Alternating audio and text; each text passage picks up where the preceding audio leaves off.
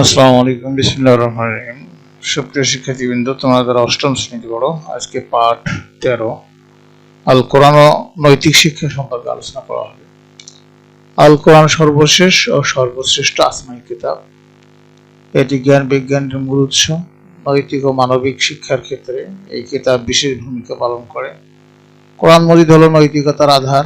নীতি নৈতিকতার সকল দিকেই এই গ্রন্থে বর্ণিত হয়েছে। পবিত্র কোরআনে নানাভাবে নৈতিক শিক্ষা প্রদান করা হয়েছে। এই পাঠে আমরা নৈতিক শিক্ষা প্রদানে আল কোরআনের নানা দিকের কথা জানব। আল কোরআন আল্লাহ তাআলার বাণী। এতে আল্লাহ তাআলার পরিচয় বর্ণনা রয়েছে। এর মাধ্যমে আমরা আল্লাহ তাআলার নানা গুণের পরিচয় পাই, যেমন তিনি করুণাময়, অসীম দয়ালু, ক্ষমাশীল, ন্যায়পরায়ণ। মহান আল্লাহর গুণে গুণান্বিত হওয়া আমাদের কর্তব্য। আল কোরআন থেকে আমরা এসব গুণের পরিচয় লাভ করব, অথবা আমরা এগুলোর চর্চা করব। ফলে নীতি নৈতিকতার দ্বারা আমাদের চরিত্র সুন্দর করতে পারব। দুনিয়াতে আগমনকারী নবী রাসূলগণের বর্ণনা রয়েছে আল কোরআনে। এতে তাদের পরিচয়, তাদের স্বভাব চরিত্র ইত্যাদি বিবরণ দেওয়া হয়েছে। নবী রাসূলগণের সফলতা, কৃতিত্বের বর্ণনা দেওয়া হয়েছে। তারা ছিলেন নিষ্পাপ। নৈতিক ও মানবিক গুণাবলী তাদের চরিত্রের ভূষণ ছিল। তারা ছিলেন মানব জাতির জন্য আদর্শ। আর যারা তাদের অনুসরণ করেছে তারাই সফলতা লাভ করেছে। আর আল কোরআনের শিক্ষার দ্বারাই আমরা তাদের অনুসরণ করতে পারি। আমাদের প্রিয় নবী সাল্লাল্লাহু আলাইহি ওয়াসাল্লাম ছিলেন নবী রাসূলগণের সর্দার। তিনি ছিলেন উত্তম চরিত্রের অধিকারী। সকল গুণের পরিপূর্ণ সমন্বয় তার চরিত্রে ঘটেছিল। আল কোরআনে বলা হয়েছে, বিসমিল্লাহির রহমানির রহিম, লাকাদ কানা লাকুম ফি রাসূলিল্লাহি উসওয়াতুন হাসানা। অর্থ হলো, নিশ্চয়ই আল্লাহর রাসূল সাল্লাল্লাহু আলাইহি ওয়াসাল্লামের চরিত্রে তোমাদের জন্য উত্তম আদর্শ রয়েছে। সূরা আল আযহাব আয়াত হলো 21। মহানবী সাল্লাল্লাহু আলাইহি ওয়াসাল্লামের চরিত্র নৈতিকতার কথা কোরআন মজিদে স্পষ্টভাবে উল্লেখ করা হয়েছে। একবার উম্মুল মুমিনিন হযরত আয়েশা রাদিয়াল্লাহু তাআলা আনহাকে রাসূলুল্লাহ সাল্লাল্লাহু আলাইহি ওয়াসাল্লামের চরিত্র সম্পর্কে জিজ্ঞাসা করলে তিনি বলেন, কানা খুলুকুহুল কোরআন। তার অর্থ ছিল যে আল কোরআনই তো রাসূল সাল্লাল্লাহু আলাইহি ওয়াসাল্লামের চরিত্র। অর্থাৎ আল কোরআনের সমস্ত শিক্ষা ও নৈতিকতাই তার চরিত্রের বৈশিষ্ট্য ছিল। এইসব শিক্ষা অনুশীলন করে আমরাও প্রিয় নবী সাল্লাল্লাহু আলাইহি ওয়াসাল্লামের উত্তম চরিত্র ও নৈতিকতার অনুসরণ করতে পারি। কোরআন মজিদে পূর্ববর্তী বহু জাতি মানুষের বর্ণনা দেওয়া হয়েছে, যারা তাদের পাপ ও নৈতিক কাজের জন্য ধ্বংস হয়ে গিয়েছিল।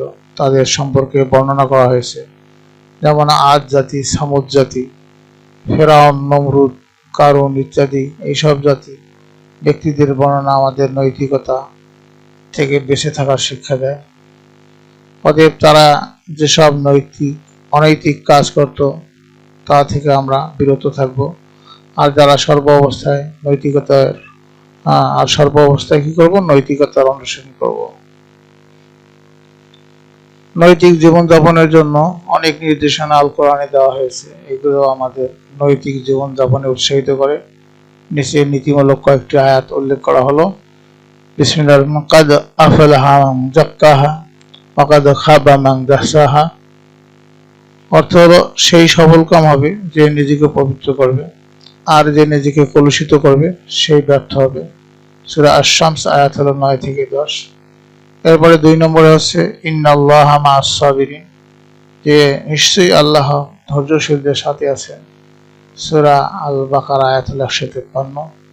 3 নম্বর হচ্ছে বিসমিল্লাহ, ইন্নাল্লাহা ইয়া'মুরু বিল আদলি ওয়াল ইহসান। অর্থ হলো, নিশ্চয়ই আল্লাহ ন্যায়পরায়ণতা ও সদাচারের নির্দেশ প্রদান করেন।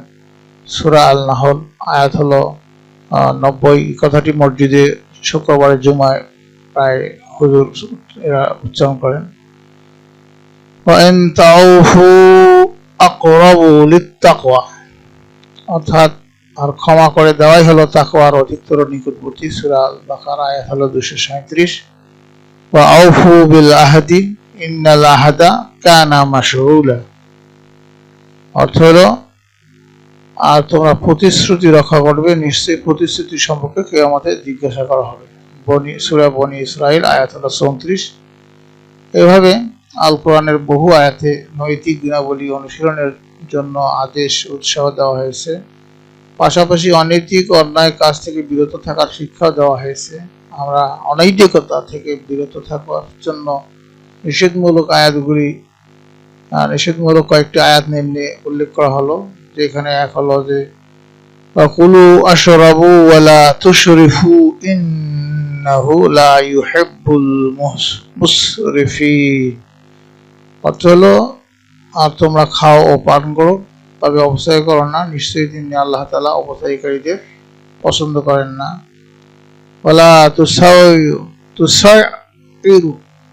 তুসাইর খাদ্দাকা লিন-নাস ওয়ালা তামশি ফিল আরদি মারাহান ইন্নাল্লাহা লা ইউহিব্বু কুল্লা মুখতালিন ফাখুর।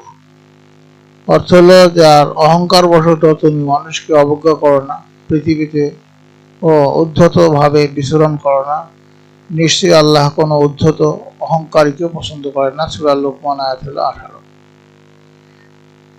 3 নম্বরে বলা হয়েছে ওয়ালা ইয়াগতাব বা'দুকুম বা'দান আইয়ুহিব্বু আহাদুকুম আন ইয়াকুলা লাহমা আখিহি মাইতান ফাকারিহতুমু। অর্থ, আর তোমাদের একজন অপরের পিছনে নিন্দা না করে তোমাদের মধ্যে কি কেউ তার মৃত্যু ভাইয়ের গোশত ভক্ষণ করা পছন্দ করবে? বস্তুত তোমরা একে ঘৃণাই করো। সূরা আল হুজুরাত আয়াত হলো 12। এছাড়া আরো অনেক আয়াতের দ্বারা মানবজাতিকে নৈতিকতার শিক্ষা দেওয়া হয়েছে। আমরা এইসব শিক্ষা মানব ও নিজেদের জীবনে বাস্তবায়ন করব, ফলে আমাদের চরিত্র সুন্দর হবে, আমরা দুনিয়া ও আখিরাতে সফলতা লাভ করব। এই শিক্ষার্থী, তোমাদের কাজ হলো শিক্ষার্থীরা আল কোরআনের নীতিমূলক আয়াত 5টি অর্থ সহ একজন অন্যজনের কাছে মুখস্থ বলবে। আর একটা হলো শিক্ষার্থীরা নীতিমূলক আয়াত 5টি কাগজে লিখে নিজ নিজ পড়ার টেবিলের সামনে ঝুলিয়ে রাখবে। আমরা পরবর্তী ক্লাসে পার্ট 14 মুনাজাতমূলক 3টি হাদিস আমরা শিখব। তো তোমাদের সার্বিক মঙ্গল ও সুস্বাস্থ্য কামনা করে এবং পরবর্তী ক্লাস দেখার আমন্ত্রণ জানিয়ে আজকে এখানে বিদায় নিচ্ছি। খোদা হাফেজ।